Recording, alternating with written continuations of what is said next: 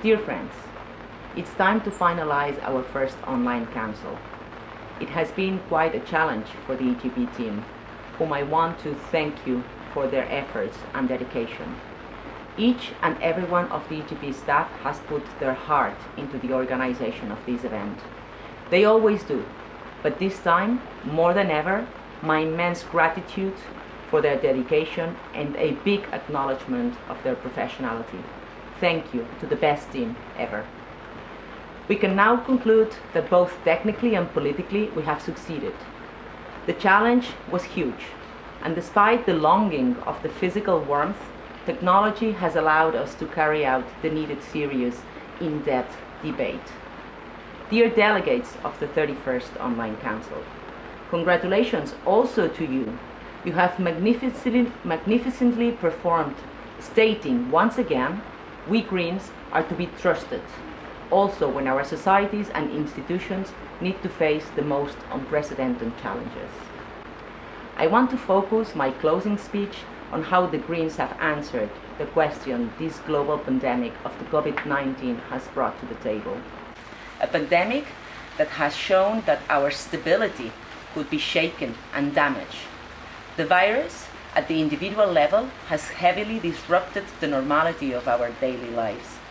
And it has also caused a serious health, economic, and social crisis globally. Unfortunately, this is not the first time we face a global pandemic. At the end of the 20th century, we went through the eruption of AIDS, and SARS erupted at the beginning of the 21st century. But humanity had never suffered a disease that spread so rapidly and aggressively at this time, with such effects on the social life of all kinds.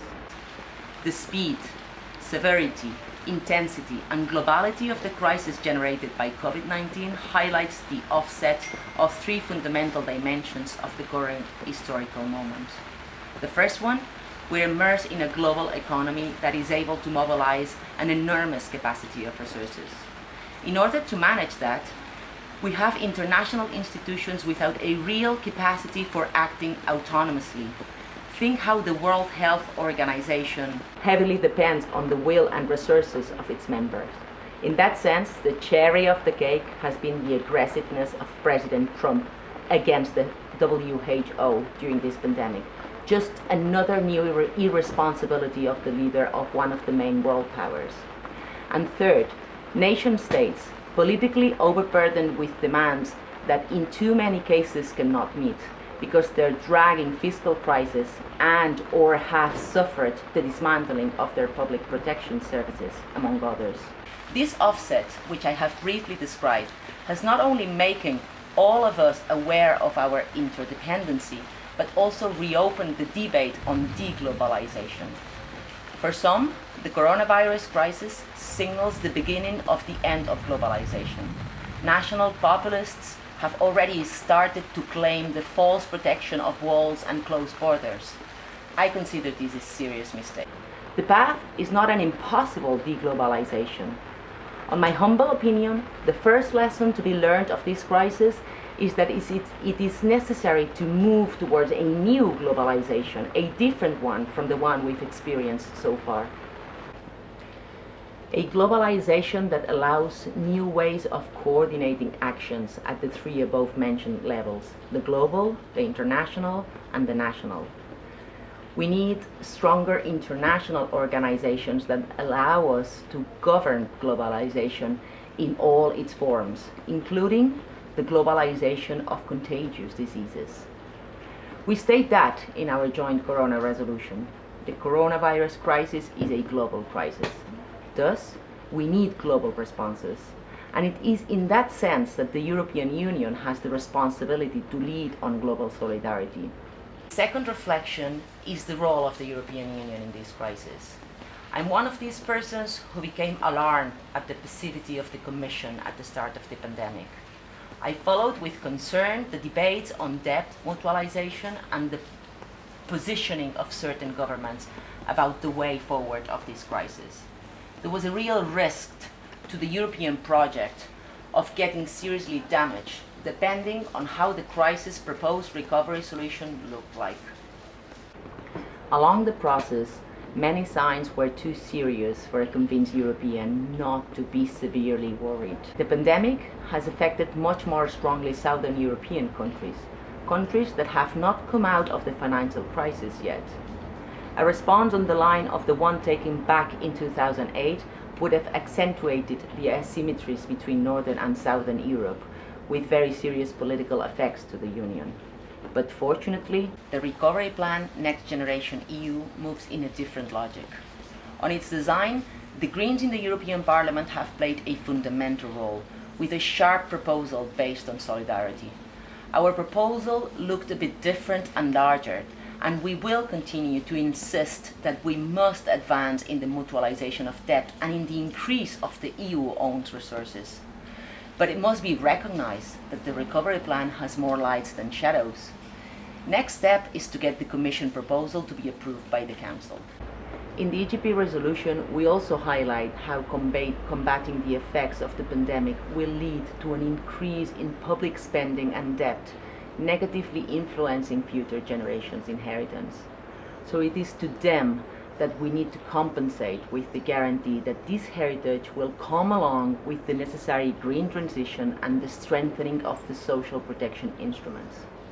Today, politicians have the duty to guarantee our children and grandchildren the deserved social and ecological sustainability. In the management of this pandemic, the care sector has been absolutely key. Mainly led by women, this has shown the importance of not only the necessary fight to fix the undervalued work, but the necessary gender revolution our societies still need to materialize. Dear friends, COVID-19 has rocked our lives, our societies, the economy. It will bring along a new way of work and life. Hopefully sooner rather than later, a vaccine will be discovered to fight this virus. But meanwhile, what is to come ahead is a new normal, still to be shaped.